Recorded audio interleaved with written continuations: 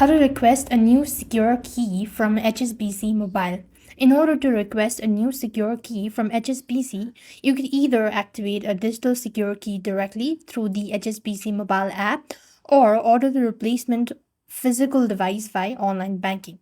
If you want to do this or activate a digital secure key, you just need to download the HSBC mobile banking app from your respective app store.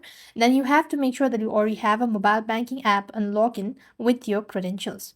As you do it so, you then need to choose a verification method. You may receive an active or activation code by SMS to your generated mobile or registered mobile number.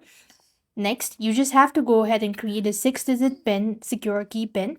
This PIN is used to generate security code in the future. Once the digital secure key is active, and you could simply go ahead and use your physical secure key, will be immediately deactivated and can no longer be used. And likewise, you could also go ahead and request a replacement for a physical secure key if you want to. And that's it. So that's all for this video. I hope the video was helpful. Make sure to like, share, and subscribe. Thank you for watching. See you in the next video.